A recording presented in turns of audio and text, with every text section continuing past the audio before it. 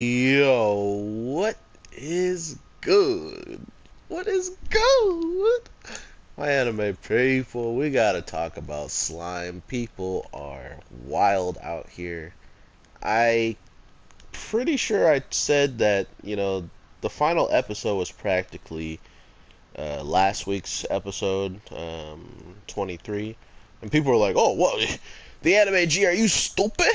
Are you stupid? There's still more episodes. And I'm like, well, usually an anime ends with the end credits, like showing, and then after the end credits show, there's still like stuff going on in the background.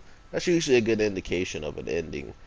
But I was going to, allow people to prove me wrong. And then this episode just came out. And what do we get? We get what I was saying, an extra episode where all of a sudden we're watching a character who has passed away, its whole backstory, that supposedly she's not even telling to anybody. It's just the guy who actually, I believe his name is Diablos. It's actually just him who is pretty much reliving this story, or at least making it relevant enough to be brought up. So, not only is this like an extra episode, this is pretty much a gap filler for, I feel like, this guy that we just got to learn. Because at this point, if we know this much about him and we go into season two, we don't really need that much of an explanation, which I think is pretty smart on their part overall. But when it just comes down to the little stuff, when it's like, oh, we can straight up use all this time to flush out this character, we can use this time to also give a ridiculously power scaled up version of the girl with the mask and how ridiculously crazy she could be, but supposedly only to people who uh, aren't affected by time or something along those lines. Which I am so lost for words, guys. I am so freaking lost for words. So, with this episode, we learned that the mask not only was one of the things that only kept this girl alive, but also it is something that our boy the slime has, which when at the end of the episode he pretty much says, so you're really, and like it stops when he's talking about the slime, and I'm talking about Diablos, the new guy, or Nor as Tsuchiki called him. We are kind of in this position now to see what could, oh, get grabbed, buddy, what could really transpire. And from what I can tell, it looks like a lot of great stuff is coming soon.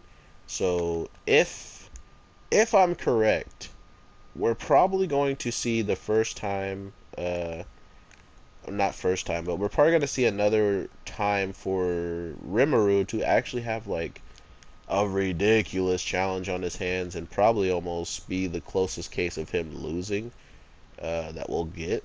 Or maybe someone else will hold that title. I'm not really sure, but if there's anyone who can beat the crap out of Rimuru, it's probably this guy, just from seeing how he beat an arch demon. And I mean, one of the, to be fair, the demons are very weird. A lot of the demons are nowhere near as powerful, supposedly, as the girl that we pretty much learned about that came around the town. She comes and shows up in Rimuru, pretty much knew instantly he wasn't stronger than her, but it's because she was so dense in the head, he could play around that fact and pretty much win that way.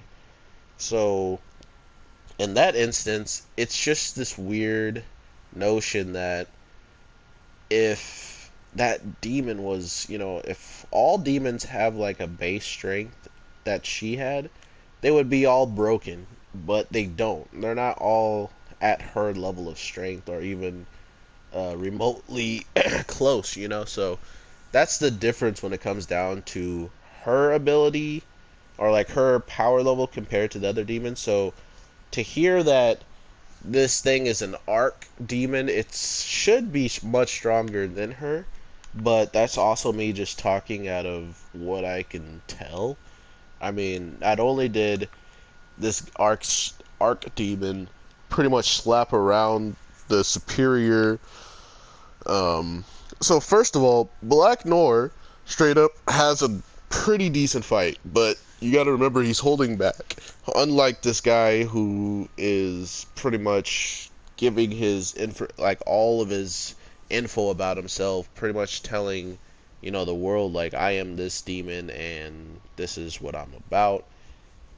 By doing that, he was putting himself, like his livelihood in jeopardy, in my opinion, because now, you know, people know, or not people, but this woman knows, and you have to kill her. If you don't kill her and she gets away, she could tell everybody that so and so, you know, and that you got lesser demons. I think that lesser demon that the guard cuts down and kills was all a setup as well. I think he was pretty much told to do that, seeing how the one demon they were hired to fight was at the bottom all along, you know. So it's really weird when they do these types of things, but I honestly love it because that's just what good storytelling does.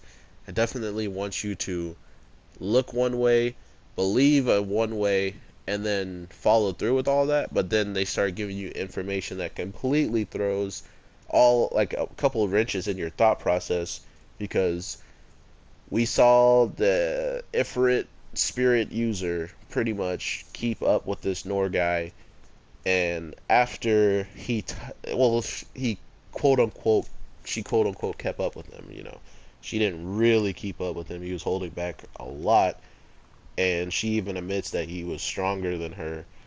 But then to see this, you know, this level of demon that she's scared of, and finding out that he had, you know, whatever demon they were talking about had no name.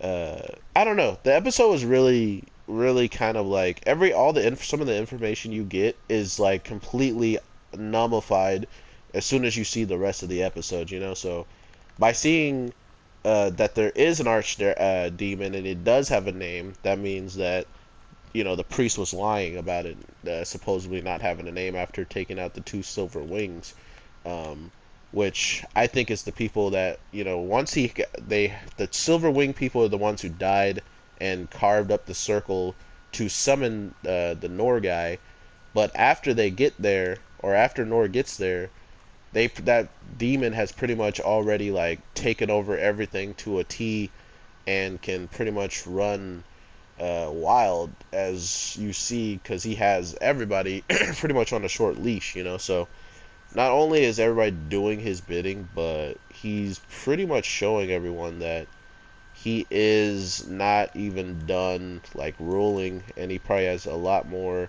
in mind. So I don't know what to really believe in this show right now, because right now, you know, she goes against him and completely gets slapped by this demon.